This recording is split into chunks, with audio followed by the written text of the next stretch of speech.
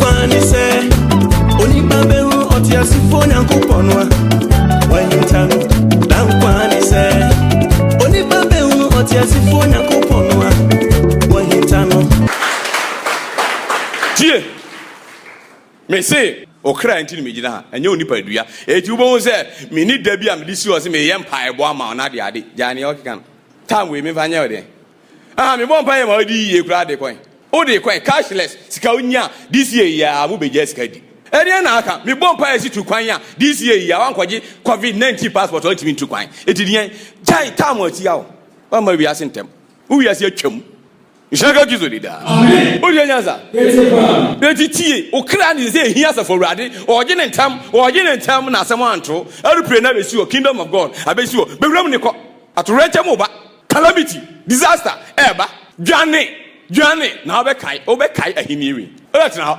Ishaka gizo dida. Amen. Odi anyanza. Hwe asem atu nipa nie. Asem atu nipa na miguzo mekan. Mesi nipa nyina akra kodi ba bi e fra Babylon. Tiekadani kasa wenya me kan se baba na e translate be wie Babylon no baba ni ya biaye Onyankopon hye nipa se mo hwete asase nyina so na mo ntre asase nyina so na mo hye asase ne ma wenkwa ha ni wenkwa ene omunya adwen se omunye se adwuma Onyankopon hye ne de anya adwuma ebi na ebeto ne de ade bia Onyankopon ade bia o ma weke ho ama me no kasa sa abiri e call off eji no manya new world no anka new world bi ntimi ma. Why? Because somebody may transform the system of God, so they are saying, of this world into their own system. It may just here, my break you down, sir. If you from Kusiusura, he knew why free Yanko Pombi. Apart from India, any natural things now on a pet, and the Yanko Pondia, and the idea dance here. But system, this structure, I cost we ask, but who create who Yanko Ponsa womb. You are living under the shadow of distraction. Enu na ate eti niam a woni age wo ho ni nyina ukoseyim edu ukojim digada ni eja ne yasiesi ama won wa eti omo ye nyina no omo increase fire no the fire is still burning isaga yuso dida amen muti nyanza yes ba digada ni onipa lusu ade kasie e won life ama sabia me no kasa sabri no aye ni brisam na Nyankopon ama onipa hu ne ho na sam we ko na wieye na se nipa wie ye to ne pepepe a atemu obi ba eye eternal e dis Nyankopon be se adwuma enu ti ni hia se wo so masen bi dan di amen pe ni edi kan ni Nyankopon ne bo akra nyina so na me ka wasa ni efe no nipa ono ne hye omu no woni bo sabia me no ka se o mu sisi ya enti na me kasa kire won ade esa na wo da mitimi mprichiu Pishia mitimi mprichiu ni se atem so na pie okọ me kasa che nipadua no waste because on TV ni ama who pay attention to me you so na to mu onunti na de besa ubozo obekọ na okra na fe ye pem okwa na enyi bozi otonku senya no tonku eno an fla no ko oya spirit ehia so betena ha ontimi ntena sase wi so ya mona ma ha honam eti honam ewiase honhom te honhom wiase edi no nkrofo ne say we have spiritual world eno kre because Ephesians 6 ebeka che o say enye no honam ni moja na enya to mika o say de to mika yankontem verse 12 I say if say enye moja na honam na enya kwai nemo yani panini ani tumidie ani yasi sumu atumfo ewiase bi wo ho a ewo sum emu na tumfo ne wo ewiase spiritual world edi no wo ye two natures wo ye honam edi ne ma honam wiase esa ma honhom wiase na honhom wiase ne nya watena ye ne Babylon asamado enye watena ye ne ho a wo so okra no anadwe ho no wo so okọ only few people be ne ye ma mo so da ye o ememhu enema bone etomo ne ahonhom a ene mu di akansie ne niema only few people pe dudu na ye kata wani akosu be koduru ho no akotena ho ne ya ne ye be yo ade akia ne do ababoko skit 24/7 skit ye ma kan kra hwe na omo won sa won prison no ye do omo ba ya ija omo keke ye do ba be ya adwuma uwi a wasa akohye obom mu ho eti so ni ba be ya na adwuma e do ba be ya adwuma uwie pa anadwo yesade wakohye ho amen say ni dato Adam amanato Okratias fo ene hwawie Ishaka gizo dida amen eti ni Nyankopon mu no akra ni nyina e wo ne nsam Job 12:10 according to Job chapter 12:10 ba bia Nyankopon te ho ne ka ho se wo kra ho ne ka wo hu nka nsam a meka memre Can buy ye, I'm a chassis here, or when embarrass me. Oh, send a baby because Ukrainian ma, if you baby or one, Yenny Egina Baba, it will be now, see, or Tamo, or China, the other, and you see, or Namquazo, or Yamaka, I don't know, I'm on pie and go for it, a could challenge Nico Butuni to form pair, as I must happen. From the days of John the Baptist up to now, the kingdom of heaven is suffer violence. So the violence, I say. Oh, Ram no be payment, no, you say, hey, I don't know true. Yama who came free Babylon, more crowd Babylon, the Yama name man name more China, et you and your mate is you. I don't know what you. Or ya dreams or pairs or pepe, and not be sat 10 years. Here, Yama Quine. What you will be or don't prono, and what my best baby, that's what comes for a day. Advice in ye baby. Yama, I mean, young man. Yeah, Maza, a boy down so no, you driaka. Maybe I should. I could pen once and power. When you pop pen once and papa. Amen. What's it then? Chapter 12, verse 10. I said, the same as phobia cry. Name some as a for riding and some no, what has phobia cry a day. I say a year, then some 8948. Atuing. Psalm 89, verse 48. Ha! A radio sound wapini, who cry Yansa Benabe. I don't know how to depend on someone in the part near free, a radino craning ourselves. Near Bedobina, when you break you down. So, and I know, baby. What's it then? Psalm 89, verse 48. I saw Ben Matia. Take us an. Nobody can say myself. What's it then? Job.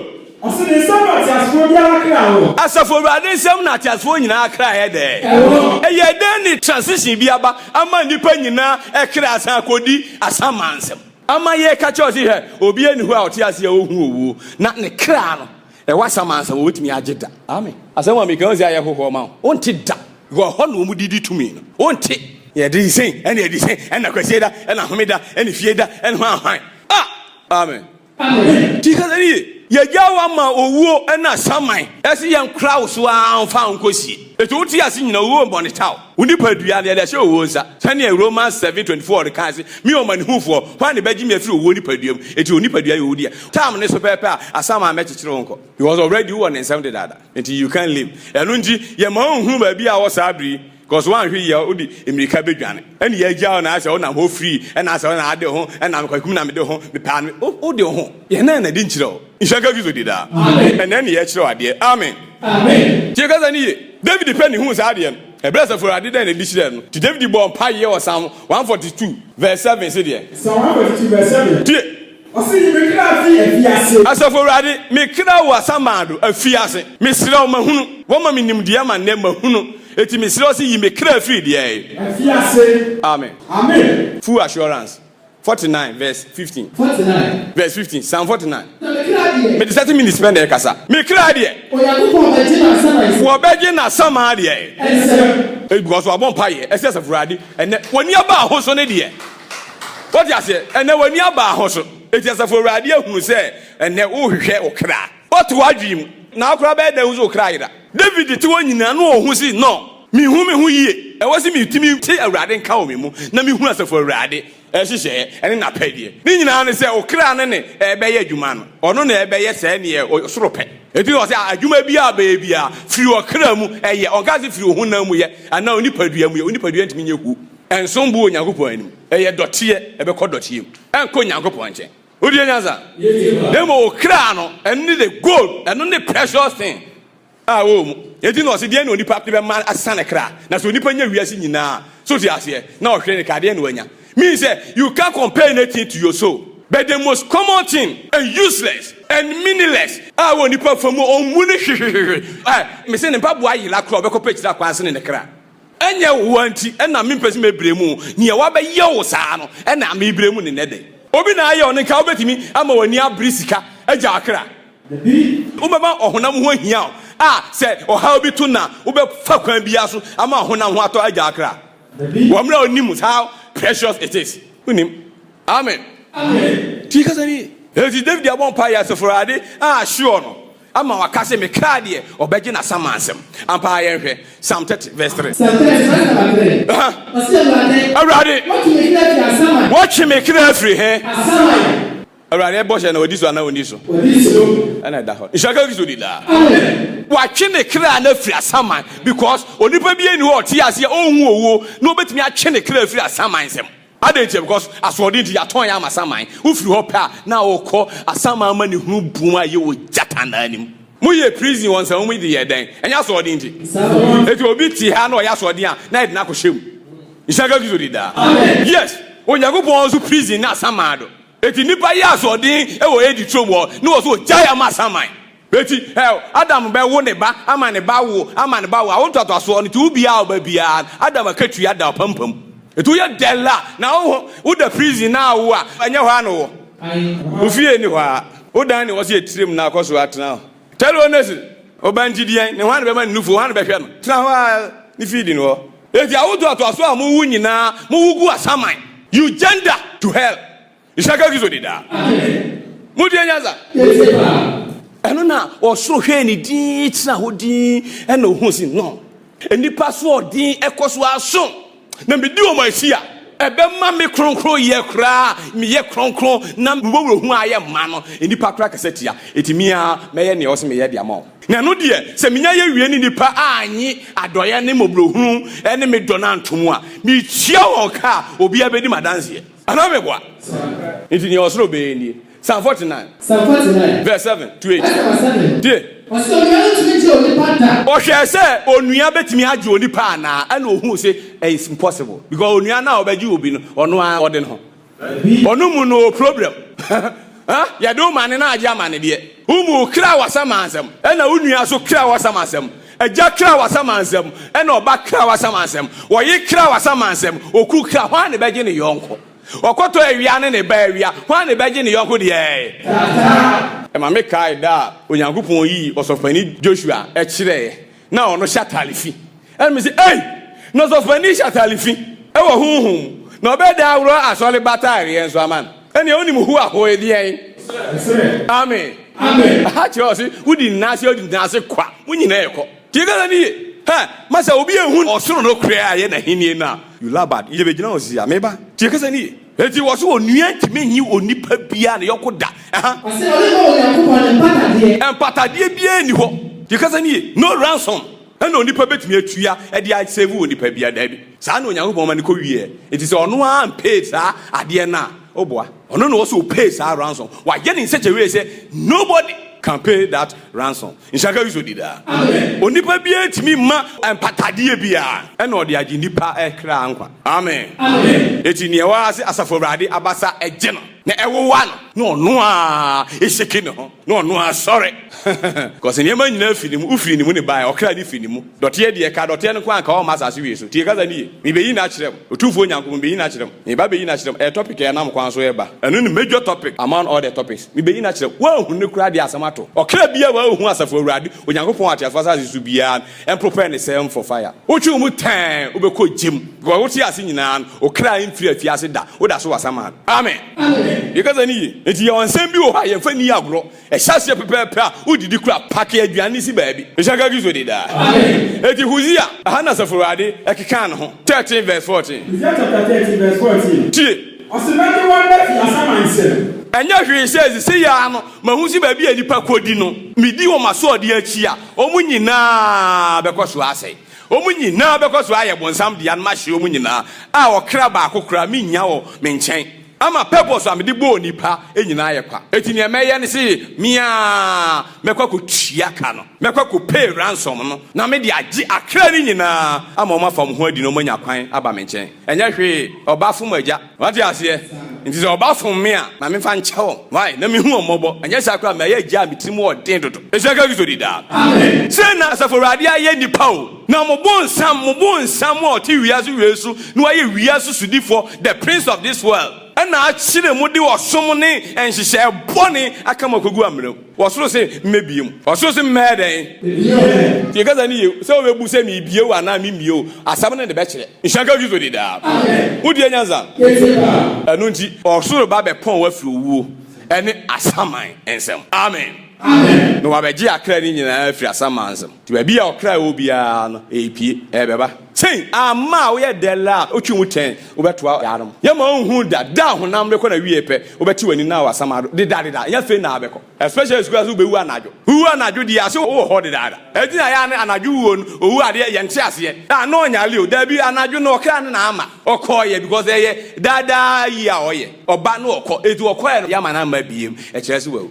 nemo daytime de aya ne owo ne de ntina de akwansia na niema etoto no so de ase because e was okra ne by force o free ni padua mu ko e no no so ade ensan na obeko eti ye de bibia ye din abema na dwane ene ko ti akwansia asan eniema boni yale ni mu odin oje ne ho anyi atete no de ko trinity di pacha no masa nya hu hwe njaka gizo di da amen when na dia de nipanim a wosoro to di hwe ni passe edi pani be ba na wose metumani hwe se me hu obadwen ba bia na nyansani bi a wodwen se ne ma wie no enso metutu mani ma hu obi bia amen amen budi nyanza etu wosoro eba aba beje aha ne ahintasam ne wo wosoma obi aba so omeje ya obi entimi nyi da because ye mfiri obi amu ni ba wi ase de kaza ni ono ni butu oni pa so obutu do tia so e no home kwa home gu ni mu e no dane okra tiasfo etu okra ni fi Nyankopon mu ni ba eti se ye ho abasam a e wo se okra na e wo Nyankopon mu a produce a disperse ne ho aye bebre no sa okra na wo Nyankopon mu no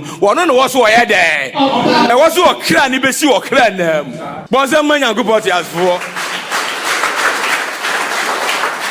ye bia wadwi mu ye bia wadwi aha enya mu school nkitekete na amokoko ye a obi si wapo PhD na fato nchen kura ye kanyansa free so akanyansa bia ahye ye de manyansa ni bia ontimi nchirem tell honest ye kaza ni doctor ne limit ekosi se onhu se emonsuo emoja ene honhom pe no nipam eno doctor check otimi check so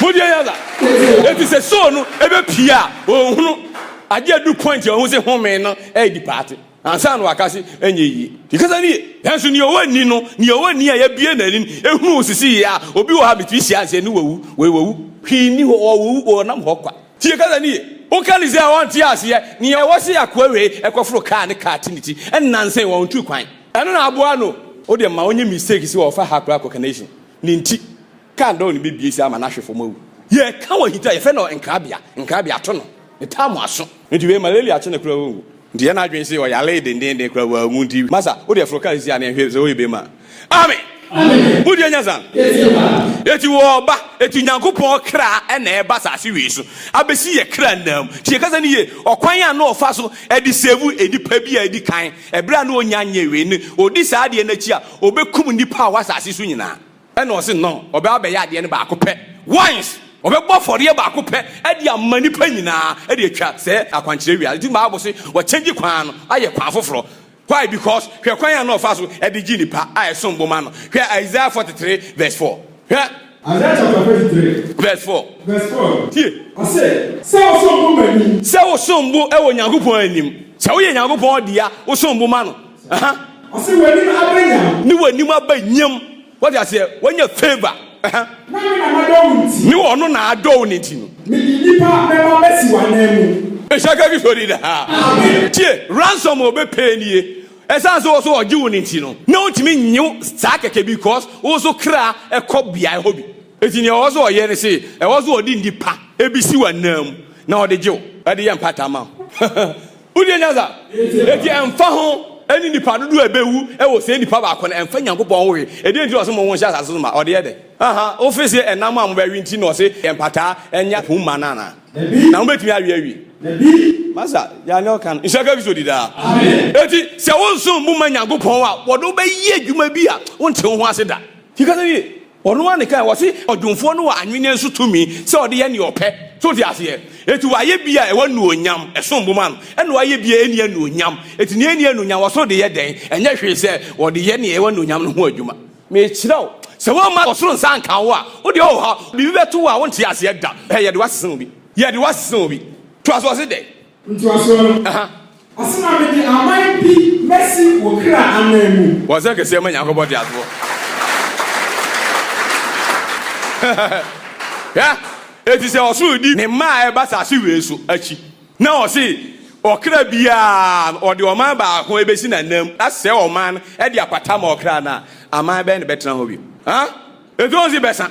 Because millions of people are ebesi akwa himamu nyina omu ntimi nko straight age ye patama and am say Adam ama omo be fati bia bi mu ama omo so kra akọ Babylon eti ebesa akọje okra na fi asama ado ho a age ye patama eni yetimi mfa ya no mpata age ye de okra ni si okra de en amen ani ze say no onipa bia na nim beba nyam na obeso mbo Nyankopon o de nipa bi besi ne kra nam apatama eni na obekum nipa nyina for the sake of the people nti hifo na eka iti ne waso oso ye ni e waso obe ya de ba ka ono a e ma ne kra epie eba ebe ye mpata atwato eno de e connect all the souls whether wicked or righteous it will kra bia free ni mu ba ye bia owu se ewo ni wi a opata wie pepe a e connect obi a amen it was ya fole na obebo na be te wo mu nyina kra ho once and for all ti hia se be kum odipa biem ye be se aman biem ansa na obi anya dabi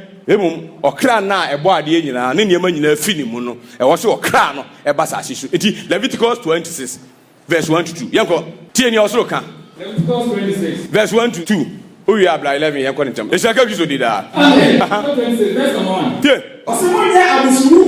munya abusu huhu onfa na monfa aboni ana abusu dumbi isi honfa munya honi ana abusu dumbi nya dan ensi honfa adendia Osina monfa obo a wedi hu adini insisi masaso enkoto nsori won koi na me Awurade Nyankopon na me Awurade mumu Nyankopon eti mepe na mo hwe me kwan mepe na mo hwe me munya niema bia mfa nye ahyensode emfa nsi ho emfa tikana niye wadasi buo wadasi die yo ade bia beye indication so ti ase be symbol be sign bi atiase eno na ya chansode ama otumfo Nyankopon ama mo no don't try anything like that emu mu hwehwe me asafo Awurade mini mu Nyankopon amen verse 11 die osina me tina bia mesi na tie me de me sanctuary eba na hinie no asem no me de me tina bia because na hiniem odi ne hene na sa tina bia na meti mu no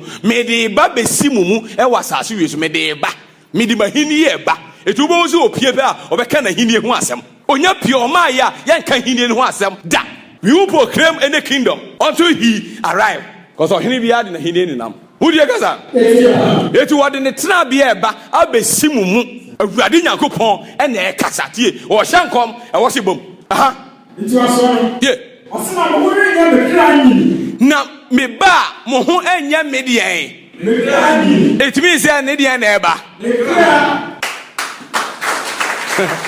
oni mu se Nyankopon wo kra so oni mu se Nyankopon wo so ana wo de wo so na ye de bo se ne se so ni so ba you are the image of God am I right no you are claiming ana na wasesa wadwe esaka gizo dida amen any say we your body soul and spirit yeah Onyankopon so e wo the same thing our body soul and spirit but a different how we call it o say na say eniema me ensa na possession esaka gizo dida amen wo so possession difference ya wo no edin ni nesesa na no na me di be yi na kire di me nka ho asem de ni mo me kire o say Onyankopon wo so eno na eba eno ne bo ade nyina so no ne Onyankopon mu o ne wo mu ne me kasa so ne na kasa isaka bizo dida amen mu die nyaza o kra na ade kasa any ye wi and command any do everything without the soul nothing can be done isaka bizo dida amen eti me kra e ba betra mu me tra bia so ba na mo ho nya me kra de en isaka bizo dida amen bo se kese ma Nyankopon ti aso hey eti tie ne so no so professor yato ho Hosea na faith kan Hosea no Hosea Hosea chapter 13 verse 40 o se dey o se na de one be asamansem apa me ba bejimu afiri asamansem ti so no na ekasa efiri Nyankopon ni mu isaka gizo di da amen se o ba bejimu because ono a it is here make say enya me an make kasa me an make kasa isaka gizo di da edi enso ni padua na uhunu no a voice ni free mu ena enso ni ye hye me mu ekasa twa me ba Trinity ya sabi mi bisa o mo se o ma fa he o mo se o mu hu ba bi o mo nam Trinity for mu nyina ho mu kwa mu bete ne me ka kire mu de mu nyina mo e beta so mu be nyina Trinity isaka gizo di da amen ma wudi e mo di mu no se ne mo tata ni pa sa ne be tata amen mu di nyanza nti aso o se na pon wa owuo mu obe pon ye owuom Obeji asamansom no asan pon ya firi de owuo Ishanka Kristo de da amen eti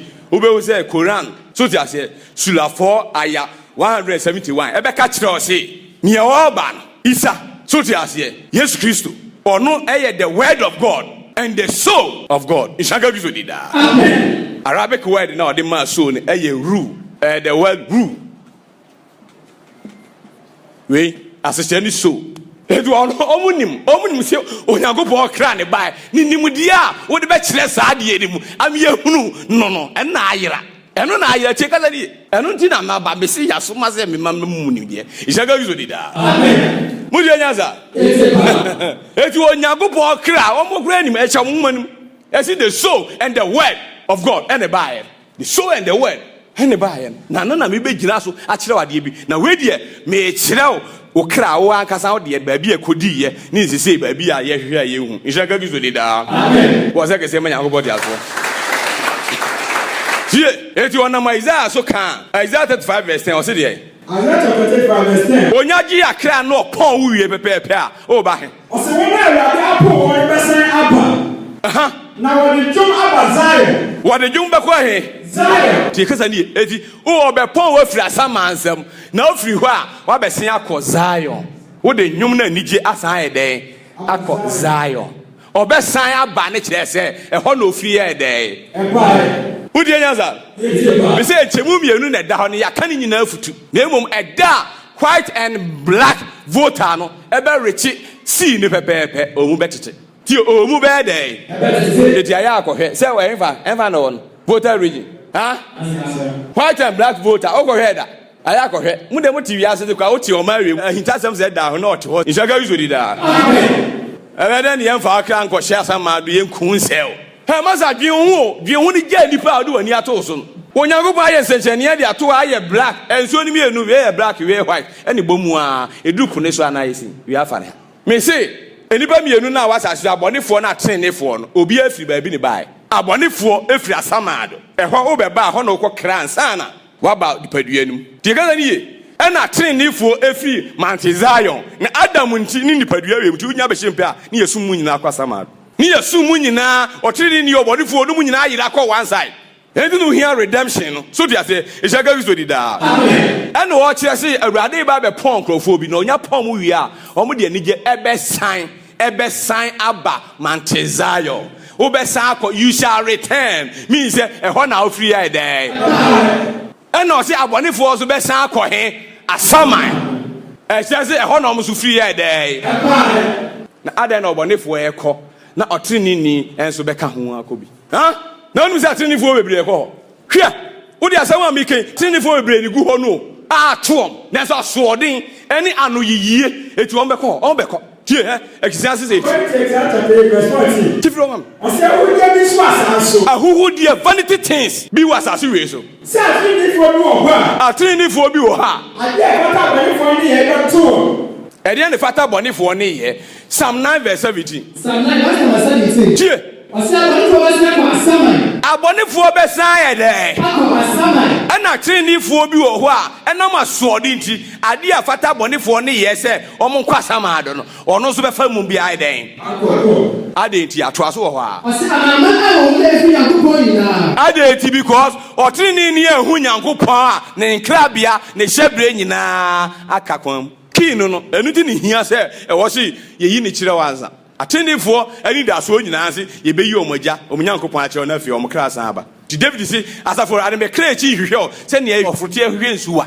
me kra chi hwehwe go hu pepepe a makatamfo nsam hwe eti asore na no kọ no wonni butai nti ne nya butai bia go nyamso ni hwe o ka kire oni paradise owia hinie nwuma akrizofo titru na omo keka kire m nti onzo oka asanku ade ko paradise otimi nsinipi hu die nyaza obi fa ya osim na nsem du na ede ko paradise obi su si so fa Jesus se oka no aje kwa no gidi se ono ande we dan na kra ko heaven ene wa ye se no oda ho ano sori a enu ane ne ye be ni business Sunday bi so an eti otu nipa wu ase ne ope bia ye no ene o se ho ahia se mi nu ba bia o ensem se mi nye teachings we preaching we do teachings we be hu ne ma e wo se eto Ishaga Kristo di da bo se ke se manya ko ti aso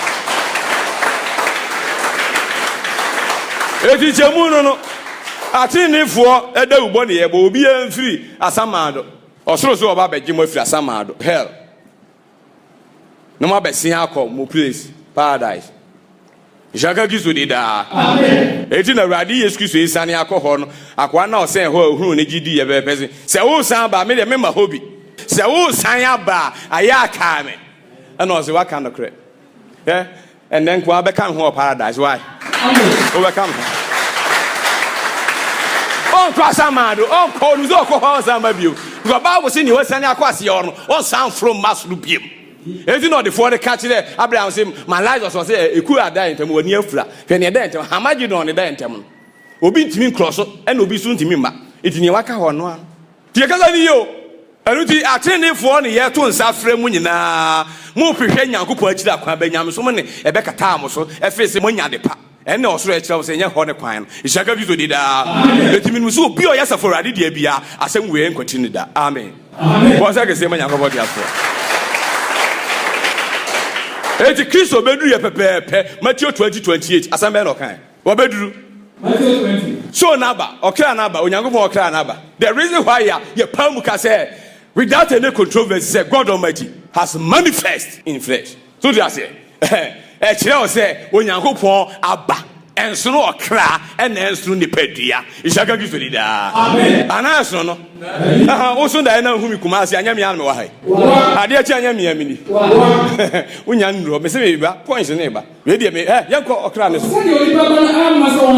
onipa ba na amasa onye de demom obesumo ye no de den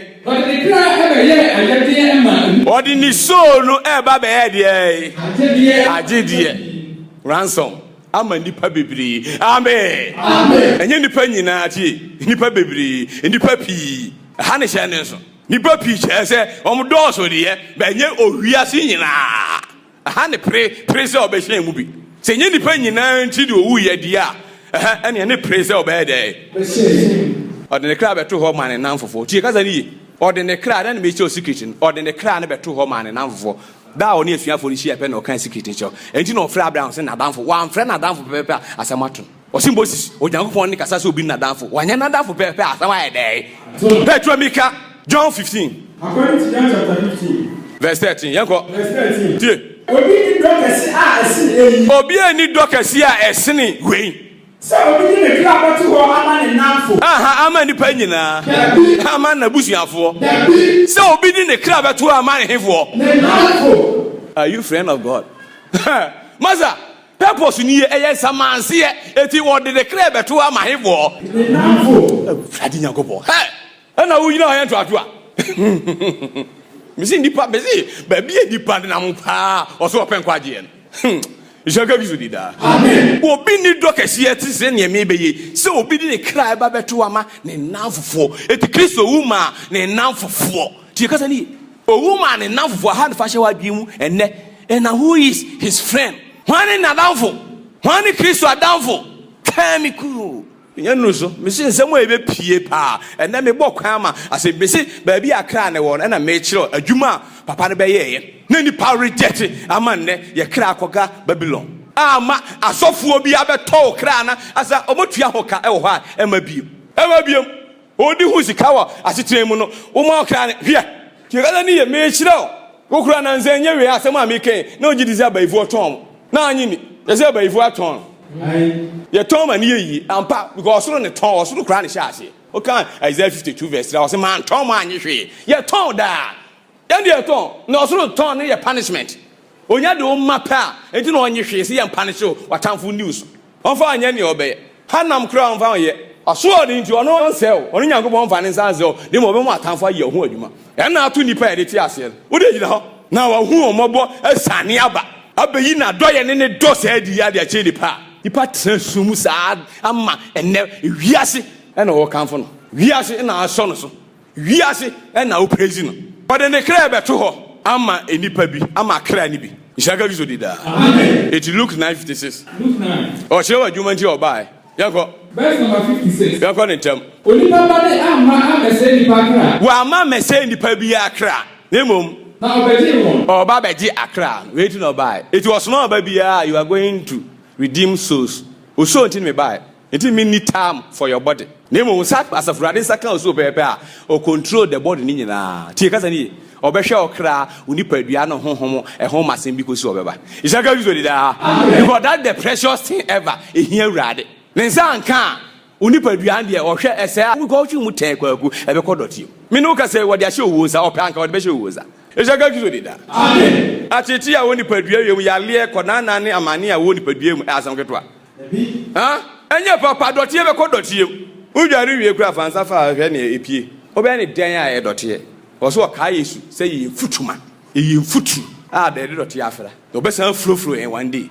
They won't ye shame foot through anyone. Any here's a Friday. The assassin I doubt was in a good in here. Question no more two assassin I am. Good in the day. It will agree now. Pedotino, who took us who's over too good. Here's a Friday or cry. Amen. Amen. Was I can say when you go that. Enti ose duan so pepe e no nanso kire wiase nyina it is finished. It is finished. Owie okra ho adwuma aba na wie. Ti ka sani wo rompa ni ntumi die di won so. Tumi na ho de bia fa no mu bia akra ni nyina wo se duan so e no finish bi bia. Afi na ka se obesane akobu mu ho. Akoji keys no. It is Revelation chapter 1 verse 17 to 18. Chapter 1. O akoji keys no. Verse 17. O ji ya o mu mi o mu so mu mi enti aje otutu wa. Aha. Asina mi wo no. Tie kaza ni. Me hwe na se ofuo. Ya kwa ni tem sweet. Asina mi se fa to me so ka kire me se. Kaze de. Insuro. Me no kandifo no chikafo. Ene ni oti ase. Na mi wu. Kwa mi ya dan. Mi wu ye. Na hwe. Me ti ase dada. E shaka gizo di da. Mi kura wo ne di ai. Asama safo. Wa se ke se manya go jafo. Eti enne okobie na duadan. Okobie na duadan no ama obi a. Owuo na asaman wagisafo ano. Ode asi animu. Won na obi ntimi ye den. E na otum obi ntimi ye den. Kre obi. Etu obebie tie kasa ni president kra eba bedi akonwa kra okobie na duadanfo. Omie. Ah, na ade nyina sutumfo. Ahini mu hini awura ni mu nyina mu awurade obrepon otumfuo kese aba no timi ko bie na duadan e wozo ko yi afiasefo ba no mu fam hudi e shaka gizo di da udi gaza etu waji owo na samansafo akobie si akra nyina efiri asamansem eruti de yesi adesidie mu na Kristo ama wa yo dey you have been set free. Hey. Wan fa do na anya djuma. Wo man fa no kra ne do na anya djuma. Ewiase apono. Asamatu nipa. Hey! Mama president we afi munza. President ya wabo bie ne duadan amama fam ho adi. President we afi munza. Ama motamfo asan be fam no mu ene mu wo Babylon. Mesi asam we. Yempa chew ne, empa chew china. Yen krokro bi ane, en krokro bi o china. Awasamu. I tell you one this. Oso bonyo so kra ayef by force was onyi nipa nkwa ayef by force was on ka asem we nchire nipa enu ti na o me ka edi yemfa botre ekra nkasa o tigala ni atwam kra botre nyagopon abotre en na bodu chele atwam ye kasa ni bre so tifa ni bre ehie ekwan o ye wadwesi ye me krokro for this hour masa ne time be na edi krokro hey Galatians 5:1 Galatians chapter 5 verse 1 I say adisidia na Kristo amaya di ehun adisidia mu na wamaya de ya di ehun because we set captivity free we be set Bible si no mu of fire no we san de koosoro ade na be fa no mu ne de ko no mu fa mu no e ma be fa okra akoye no wakoje I set you free to was san ye free emra ne no mi wa san ye free se obi afa ne hu ne ya mantam hey kwa na okwabra ne gina ho hey it is all mantama bua channel sanena na say at the end as one kom enu na aye dipo ya san no say fa ahudi enye fa ahudi ekeke o me say freedom is not freedom aha na me di asem ni begina enie huhun ni ato ye enie ni na betimi ay say kingdom no e wo say ye co divide won the kingdom of God now the aba eji wo mo a enu to waseti source ni free no e de buo mo anu akọ no say ya anko divide wo mo a ahini en bekọ so atena omu enu nti etena omu so dia obia omo ope onwaje onyina bekọ eti we are now going to divide them adwuma e beye mo no na obetimi a divide a aje odi achiwade bi kan ye odi achiwade ye fen amanfo ye achiwade amanfo ye achiwade ade bi ade kan obi ana abre na ase Jaga Victory da. Amen. Enti wo kan Matthew 24:15 wase mu hu achiwade a odifu den ye ka ase abegina konkro bia no wa wo kan Bible na ya ate ase se asem aye den. En wa tremu abisi ne de. Me se ye kra akodi baabi o ma fakọ. O ma fa se na o mu divide o honam fam esa eja pade ama ne eniema e free ha akodi o mo ho e de develop no. The same thing. Kra ni nyina Africa ho ye kra nyina wo mo nsam. Ye kra nyina e wo Babylon. Babylon me no kasa sa bi nyina. Because any okay Revelation 18 na akra nyina hodombo. Hwebla dane na wo twa nyina na adwene se wo kwa sole akopada. Na so no na de bai. Unyame so na de bai. Ono dia school on de bai. Anything structure bia wo wiase a wona wu bia ne dia. Wono fa honam fam adiu so saa a control wa adwen saa ene wagya ma ne honhom no e so nso fa wa onomu e fa ne honhom control ene otim etu oku honam fam na owie o seye o honhom fam di wa yire o to ayire wa no home fa emienhwe e Jaga Victory da amen mudi anyaza se ni ayen atoba ha ye timukwa aya obi kan fa ma yesom se kasa na aha osoro saa besi na dai age akwa na withdraw statement anibri saa ba ne ye kasa oti ho tobo kwa mame me kan asem bi si asem beto Jaga Victory da amen beni pa bra ni fifre eti ne honhom konkon adwuma ya ugina se ye de emfa ma yesom mu wo wosom awrade ohun ye mobo amen Jaga Victory da amen wo se kase ma nyakobo da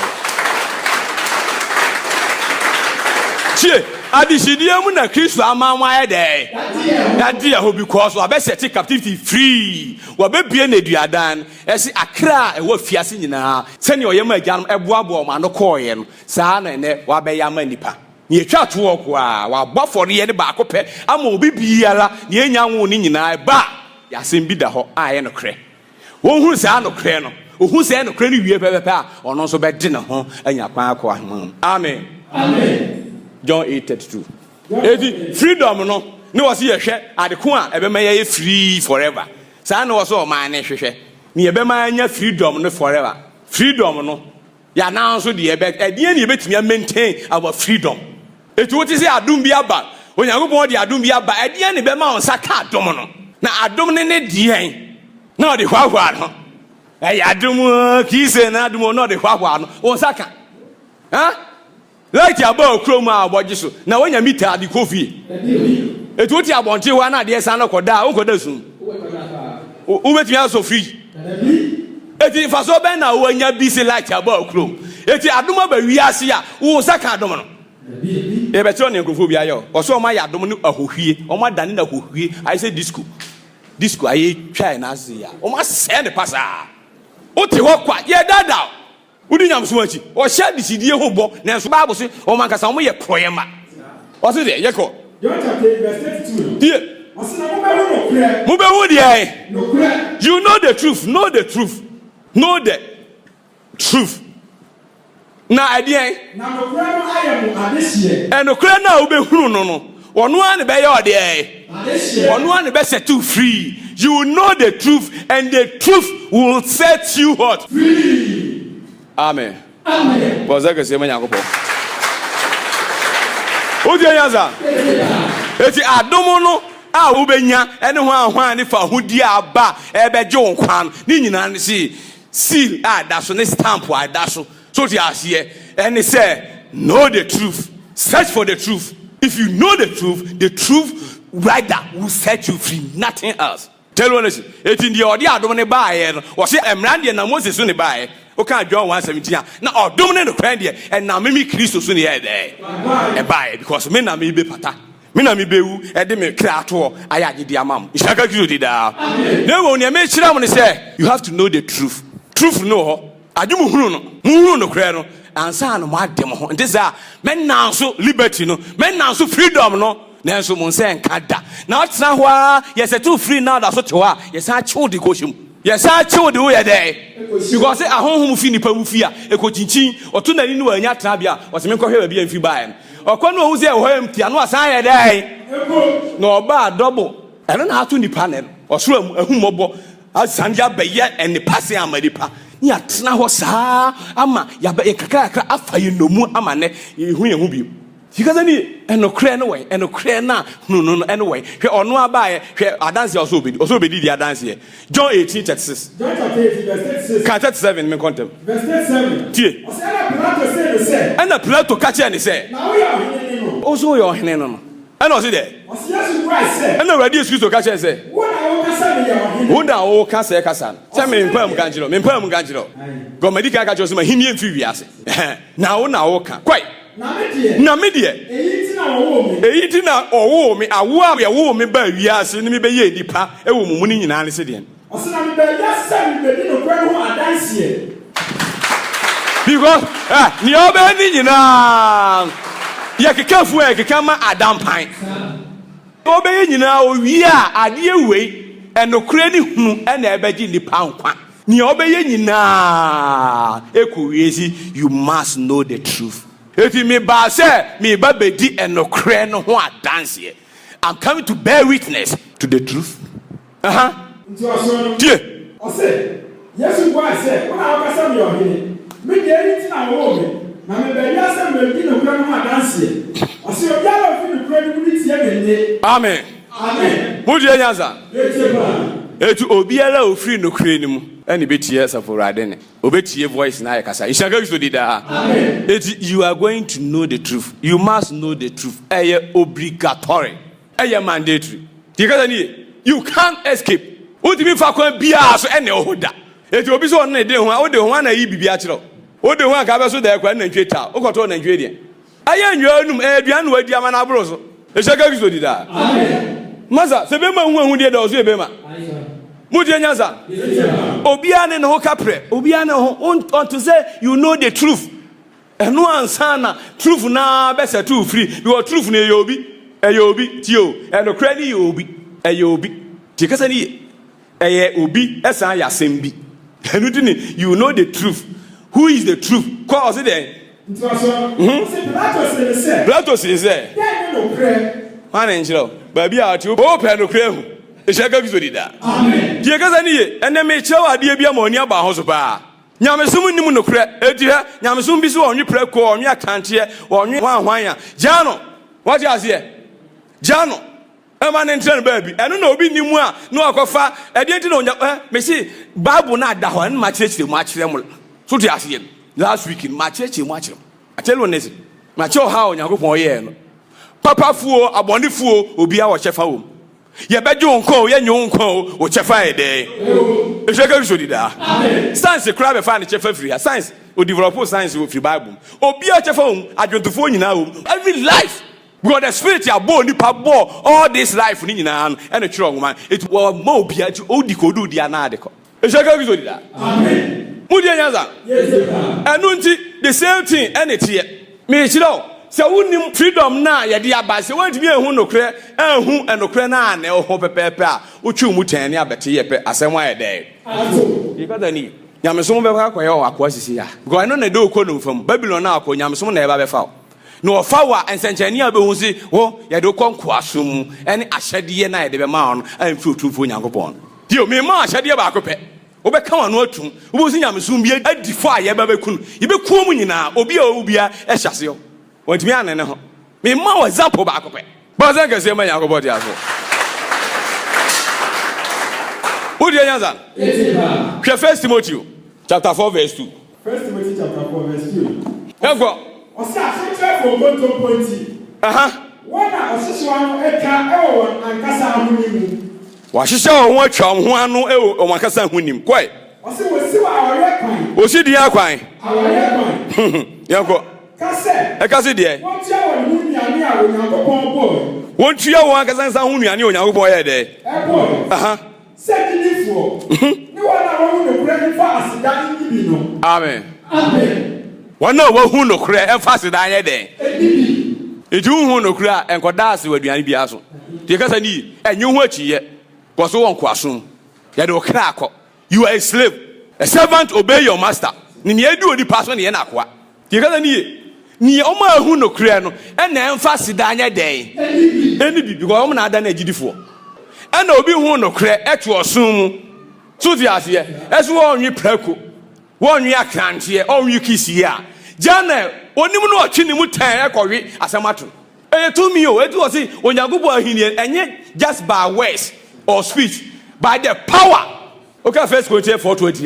Take to me, it to me in Ekasa. It is 72 say, Muno Clan Pepper, Monimo, every near my Yamunqua, Yamuntimina Hoquine. So the Asia, Munya Hoquine. You can ask now, was it a near man coming to me home beam? Oh, Moses in Blemuno. Where Muna, or be allowed, Gidino. Oh, who no clan a day. No be who no crana would dip him. So there's a nod in the beam dear, and in the far wood ye, idea, what you are to or Yamsuni. Yet I don't call Yamsum. Yaquaqua. Here, and no crana, and when you are firing Nambia or pen. Christo by a Maya Nansu ye, also a Cacasa be said, or Casamne de Tia Duanina, Meboa. Or catch as in you only pay diaconium in Hufi, Nimunifini Permoba. In the pa Ajihuachi, yes, I cassette ya pa, as in Yango Pon crashes, and Nambu Maya, I feel, oh, by ya, or say, and me Nambia, now, why, I feel poor crasses, ya Tibia, I'm Mantion Nam. And ya can say, I dear Buasu because, or Baba say what yourself for, Nipana or can or say what being.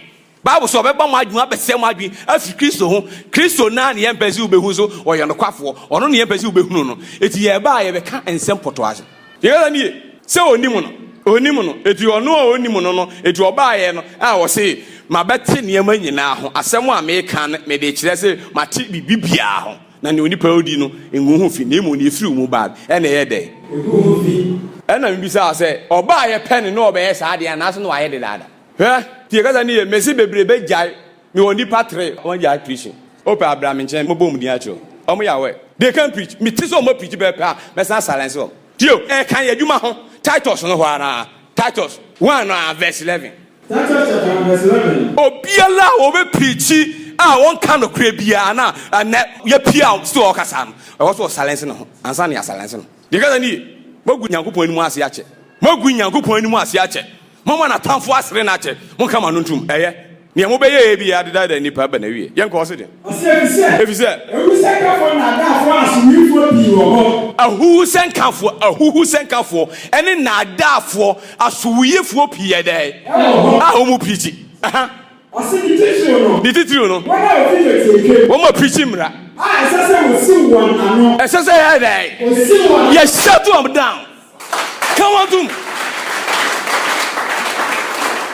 Eti adwuma ya enye se ye dwo nkwa keke e wo se ade bi e man ho so eni Nyankopon onim de edi asie bia ye brenase e shaka Kristo dida amen ti yaza bia mbema memedafo bi a omonwe prakoni akante ye no mo hunu kura kan be sa ade wi Old Testament no ho Old Testament no e ho na ofofili se kasa wi e ho wa ma New Testament no kura ba Old Testament no omu free Israel so omu wo Israel so nti oni wo so nyansa e mo na o ka so omonwe no ope o maje okwatirichiri uchi nsi wom kwati akrante wanchisi na mfa kama ankwa unya no etu ubeya afa hwema esrenso emu akese echichi enipa we doso etinye be no mu ntinto afa hwe kosi ehunu bi wakama abo bi ache nawe ene osoro edi nyansa we tu o se munwi se emu na o ka so munwi so emu aben wo mo pe Leviticus 11 ene o sha asede ma o wie pa Deuteronomy wo mo ko o hwese obesa ma nkwa za fe munwi na mo ni bia mo pe wo de ti Masa yama misi omoku nyamson osu dai kra ne wo asori dam wo nyamson mu a o so bo piti sori wo de wo besire mi masa mani brabre no e sanga nzori da anya wurade ne ya adoma ye yina ye wonye ntu kakrofo di ya ha na mama mo se e sanga nzori da amen na me dan me di mu akote pa wo ba ne me pichi na nsam dua ka obedwan na nsam du ne bata ho ne ne da frifri ho hia ye di twa mi fruma eti wo so otrofo bi a waye ni osue ni ama Nyankopon ahenie no oyi asam dada ne foforo adi eti wo so obi a obesoma ne biya be kan kwaje sem e da ahenie ba biya oyi obi a ewo ne to sa ade ni mu asa Paul mu nyina fi Peter mu nyina fi ti ga ni Moses mu nyina fi o mu nyina eye nipa o mo hye sa ade ni mu asa eti oba wo ni o be ka kire opa eti wo afa ni wa beto ana afa ni wa hye ase na ojo anu mu a wo be chinska omo edwane no memedafo ankwa sori nde no awrade nhira mu nyina amen obi ankoko isi mbeti mo last result amen amen emo munya ntemaji Yesu bon bo se kese ma Yankopon ti aso Leviticus 11 is there Leviticus chapter 11. That's it. Verse 1. Asinara kasa chere Mose ni Aaron. Ese won say. Mo kasa chere Israel for say. Mo kasa chere Israel for say. Eyi ni emu amuni. Eyi ni emu amuni. Asaso mu anyinam. Asaso mu anyinam. Bo so. Ose toti buam. Toti buam. Wona wo toti. Wo toti. Emu apai. Na wo toti mu apai. Sa. Na wo pu. Opu. Asina opu ni a ready is out no. Anu na ni. Opu isa. Koi. Ase mu nko. Eyi mu nko. Ana muni. Wona wo pu isa ana wona wo toti mu apai. Yoma. Efise opu isa di. Na so ye. Na so ni toti mu apai. Sa. Everything no to ma. Ne ho ye de. Amen. Etu obebuwo so saa kire ni mieru nyina. E wo Leviticus ebra omwo esre ne so no. Na Deuteronomy omo kwa kotwa Jordan. Omo kwa nkradia na omo ko. Etu odi Deuteronomy chapter 12 verse 20 biase ahade e de mo. Deuteronomy 12. What can man New Testament ne ma e hwa o de mo no akata so akire mo. Obekata so o ma obia obeya kwa uhu no krenko uhu sa hintasam ne da. Edi ni Moses ka say ensem o hintam asafuru ade dia wo de ne ode ma mo fanko. Ade ne ya tena wesu. Ade ndu mo hu o Old Testament ni mu say ya mo kwa so mo nwi abo bia o mo pe. Tie. Osna se wa ni nyaku po etra wo hie. Tie. Se le wa ka kire wo no. Verse 20 no koi. Ose now say medinam. Now so bedi nam. Efise okra kondo. Efise okra kondo so obere nam a. Dinam se de okra kondo. Dinam ni se ne okra kon ye de. Se fa ko awadi nyaku po. Ebe yi ni di ato wo. Ebe yi ni di ato wo bi amoko no. Koi. Temore a. Ade kum. Wana hwie. Kum wana hwie. Anu unwan. Awurade di ama on. Se de share wo no. Na di ukrom. Se de okra kondo. Se ne okra kondo. Bi koi. Se de odi o wansane. Se ne odi o wansan. Enu ofrotie. Sa na di no. Ose dia ne hontie. Ni ane hontie. Dia ne hontie nyina. Ane ni ane ho ya de. Dibi. Unni mo hwe ka goda. Ka goda. Go away from here. Get away from here.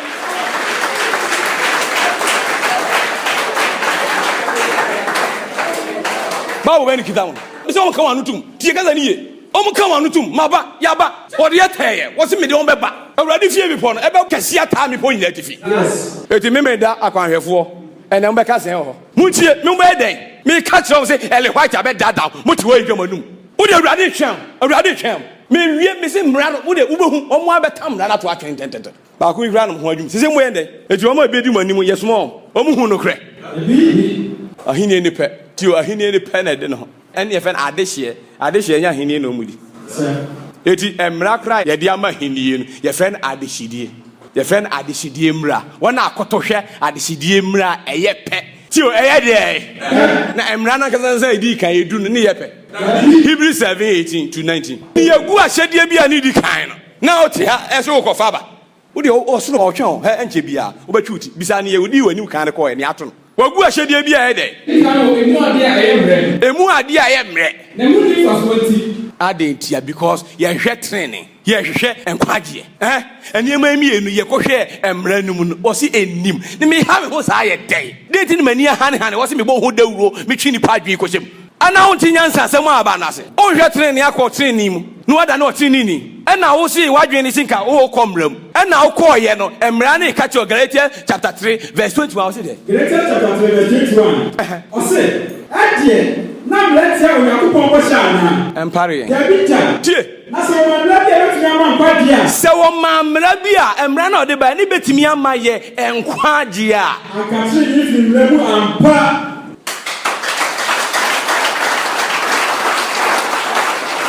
Eti minya de emma ye nkwa obi eni ho me anya single person wo soro besi sabi wodi adanse ese oba akokura ni ho a otimi ba ne nchen emra nsem du nti obi a o nyina sane kwase ho ekotwa atemu oja go emra ba akopɛ abu ye for wa 83 wo akuye saa bisi ne dai ye ntimi kura mfiri ho kura ye disu akɔ second one na wo gina han ni mo hwe ne ye nsom ma wo na wo nya hwe nka e wo ngoma ni mu nti umisase ye ade no me nsoma ansa no akwakyerɛkyerɛ hwɛdɔm ade o mkɔma ja ade ne training nim ane ye call the home of righteousness eti bisase na ja ade na training wum eheva ne behu training no eheva ne behu no Matthew 6 verse 30 asina wo hwe na ko pa ni mo hwe mahini ane hwe ne kan ne wane hye Holy shit.